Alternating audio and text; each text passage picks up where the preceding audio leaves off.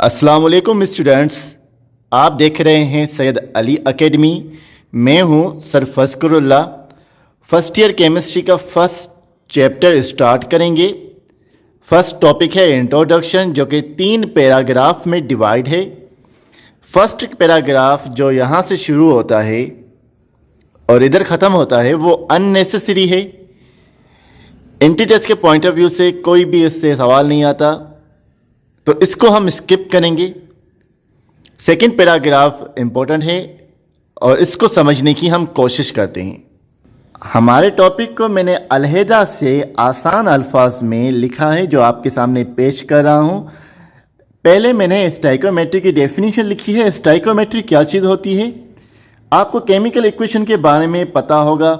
तो हमारे पास एक साइड होती है रिएक्टेंट्स की, एक साइड होती है प्रोडक्ट्स की, और हमारे पास रिएक्टेंट का अमाउंट होता है, प्रोडक्ट्स का अमाउंट होता है। और जब भी हम केमिकल इक्वेशन को डिस्कस करते हैं तो उस केमिकल इक्वेशन को हम बैलेंस रखते हैं। स्टोइकोमेट्री की डेफिनेशन है the study of relationship between reactant and product amount using a balance equation. एक बैलेंस इक्वेशन के जरिए रिएक्टेंट और प्रोडक्ट के अमाउंट के दरमियान रिलेशनशिप की स्टडी। मतलब पहले हम इक्वेशन रखेंगे बैलेंस। जब भी हमारे पास कोई रिएक्शन होगा तो उसको इक्वेशन को ठीक करेंगे, बैलेंस करेंगे। अब रिएक्टेंट और प्रोडक्ट के दरमियान अमाउंट का एक रिलेशनशिप है। प्रोडक्ट जो बन रहे हैं उसकी मिकदार डिपेंड करती है कि रिएक्टेंट कितने हैं। रिएक्टेंट कम होंगे तो प्रोडक्ट हमारे पास कम बनेंगे, रिएक्टेंट ज़्यादा होंगे तो प्रोडक्ट हमारे पास ज़्यादा बनेंगे। प्रोडक्ट ज़्यादा बन रहे हैं उसका मतलब ये है कि रिएक्टेंट ज़्यादा थे। प्रोडक्ट कम बन रहे हैं उसका मतलब ये है कि रिएक्टेंट कम थे। एक रिलेशनशिप आपको नज़र आ रहा है। प्रोडक्ट और रिएक्टेंट के अमाउंट के दरमियान एक रिलेशनशिप है। उसकी स्टडी को हम स्टोइकोमेट्री कहते हैं। ये रिलेशनशिप हम पढ़ते हैं बैलेंस इक्वेशन से। अब बैलेंस इक्वेशन में रिएक्टेंट और प्रोडक्ट का जो अमाउंट दिया गया है ना, उस अमाउंट को स्टोइकोमेट्रिक अमाउंट कहते हैं। यहां पर वाटर का स्टोइकोमेट्रिक अमाउंट 2 मोल है।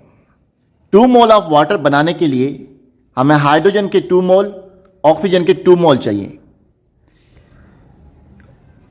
यह है स्टोइकोमेट्रिक अमाउंट, जो एक बैलेंस इक्वेशन से हमें पता चल रहा है। अगर हमारे पास वाटर 4 मोल बन रहा है, उसका मतलब यह होगा कि हमारे पास हाइड्रोजन के 4 मोल हैं और ऑक्सीजन के 2 मोल हैं। क्योंकि वाटर की तादाद डबल हुई है तो उसके लिए रिएक्टेंट की तादाद भी डबल होनी चाहिए। तो ये जो अमाउंट है जो बैलेंस इक्वेशन से मिल रहा है, इसको स्टोइकोमेट्रिक अमाउंट कहेंगे। और रिएक्टेंट और प्रोडक्ट के अमाउंट के दरमियान एक रिलेशनशिप है, उसकी स्टडी को स्टोइकोमेट्री कहेंगे। तो मैंने यहां पे नीचे लिखा है a relationship lies between reactant and product amount, जो कि यहां से वाज़ेह हो गया कि रिएक्टेंट और प्रोडक्ट के अमाउंट के दरमियान एक रिलेशनशिप मौजूद है। एक और पॉइंट भी है जो याद रखना है कि जब भी हम स्टोइकोमेट्री को पढ़ते हैं तो हम एक चीज़ को अज्यूम करते हैं, जहन में रख लेते हैं कि जो रिएक्टेंट है वो मुकम्मल तौर पर प्रोडक्ट में तब्दील हो जाएंगे। ऐसा नहीं होगा कि प्रोडक्ट बन के दोबारा से रिएक्टेंट में तब्दील हो, यानी कि रिएक्शन रिवर्स हो, या जो ये रिएक्टेंट्स है ना वो आपस में रिएक्शन नहीं करे, किसी और चीज़ के साथ, एटमॉस्फेयर के साथ, सराउंडिंग के साथ रिएक्शन करे। ऐसा नहीं है। जब भी हम स्टोइकोमेट्री पढ़ेंगे तो हम फर्ज करते हैं ये रिएक्टेंट्स आपस में रिएक्शन करते हैं और रिएक्टेंट खत्म हो जाते हैं, प्रोडक्ट बन जाते हैं और प्रोडक्ट वापसी नहीं आते। ऐसा करने से हमें जो कैलकुलेशन होती है उनमें आसानी होती है। तो ये चीज़ हम फर्ज करते हैं। तो मैंने यहाँ पे लिखा है point to remember in stoichiometry we assume that reactants are consumed completely. हम ये जहन में रखते हैं कि रिएक्टेंट्स मुकम्मल तौर पे ख़त्म हो जाते हैं, यूज़ हो जाते हैं, यानी कोई साइड रिएक्शन नहीं होता। मतलब रिएक्टेंट किसी और चीज़ के साथ रिएक्शन नहीं करते, आपस में रिएक्शन करते हैं। और कोई रिवर्सिबल रिएक्शन नहीं होता, यानी प्रोडक्ट बन गए, अब दोबारा से ये वापसी नहीं लौटेंगे। ये चीज़ें हम अज्यूम करते हैं। एक कॉन्सेप्ट बन गया होगा आपका। अब हम बुक की रीडिंग कर लेते हैं, यही चीज़ें वहाँ पे लिखी हुई हैं। एक डेफिनेशन मैंने आपके सामने रखी थी, एक डेफिनेशन बुक वाली है। बुक को पढ़ते हैं तो स्टाइकोमेट्री को पहले ब्रेक करके जिन अल्फाज से बना है उन अल्फाज की माना बताई गई है। फिर डेफिनेशन को डिस्कस किया गया है। Deals with the study of quantitative relationship between reactant and product in a chemical reaction by using chemical equation. Chemical equation के ज़रिए एक केमिकल रिएक्शन में रिएक्टेंट और प्रोडक्ट के दरमियान मिकदार वाले ताल्लुक की स्टडी। ये वही डेफिनेशन है जो मैंने आपको बताई थी अलग अल्फाज में। अब आपको जो डेफिनेशन आसान लगे, मोस्ट सुइटेबल लगे, वो आप याद कर लें। आगे जो चीज़ बताई गई है वो बताया गया है कि you know that oxygen gas and hydrogen gas chemically combine to form water. हमें पता है कि ऑक्सीजन गैस और हाइड्रोजन गैस केमिकली कंबाइन होते हैं, वाटर बनता है। But without the knowledge of stoichiometric amounts of hydrogen और ऑक्सीजन, लेकिन हाइड्रोजन और ऑक्सीजन के स्टाइकोमेट्रिक अमाउंट की नॉलेज के बगैर you can not estimate how much water will be formed. Stoichiometric amount क्या होते हैं मैंने बताया है आपको।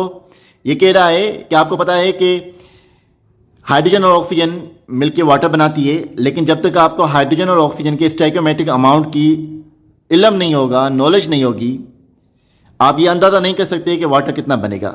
यानी आपको ये पता होना चाहिए कि इक्वेशन में इनका कितना अमाउंट होता है, फिर आप अंदाज़ा कर सकते हैं कि वाटर कितना बनेगा। कंक्लूसिवली मतलब हासिल मतलब ये हुआ, stoichiometry tells what amount of each reacting species we require to consume completely into desired amount of product. Stoichiometry हमें यह बताती है कि रिएक्टिंग स्पीशी यानी रिएक्टेंट का कितना अमाउंट हमें चाहिए to consume completely into desired amount of product. जितना हमें प्रोडक्ट बनाना है उसमें तब्दील करने के लिए रिएक्टेंट का कितना अमाउंट चाहिए। मिसाल के तौर पर अगर हमें वाटर 4 मोल बनाना है तो हाइड्रोजन और ऑक्सीजन कितने चाहिए। नॉर्मली वाटर के 2 मोल बनाने के लिए हाइड्रोजन 2 मोल, ऑक्सीजन 1 मोल चाहिए। 4 मोल बनाने के लिए हाइड्रोजन 4 मोल, ऑक्सीजन 2 मोल चाहिए। तो मतलब स्टाइकोमेट्री हमें बताती है कि जितना हमें प्रोडक्ट चाहिए उतना बनाने के लिए रिएक्टेंट कितने चाहिए। रिएक्टेंट और प्रोडक्ट के दरमियान एक रिलेशनशिप है। अब आगे जो चीज़ डिस्कस की गई है वो अहम नहीं है। अल्थो stoichiometry is an important tool for solving diverse problems in laboratory, chemical industry, engineering, food manufacturing, pharmaceuticals and many other fields of science.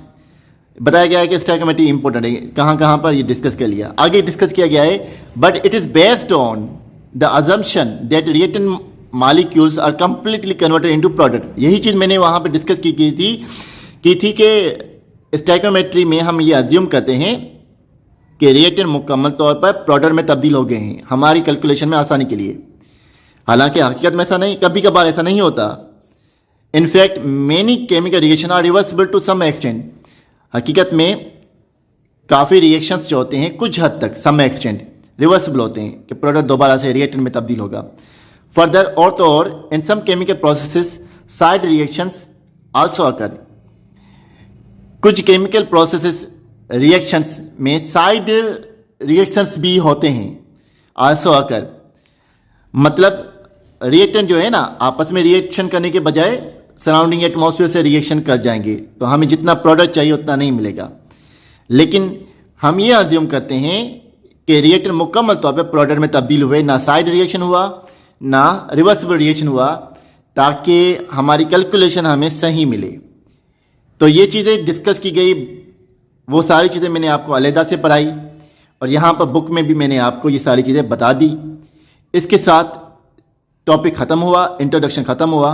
उम्मीद करता हूँ कि आपके माइंड में एक मैप बन गया होगा, एक विजन बन गया होगा, एक कॉन्सेप्ट बन गया होगा। इंशाअल्लाह ताला हम इस टॉपिक के बाद नेक्स्ट टॉपिक को डिस्कस करेंगे। तब तक के लिए खुदा हाफिज़।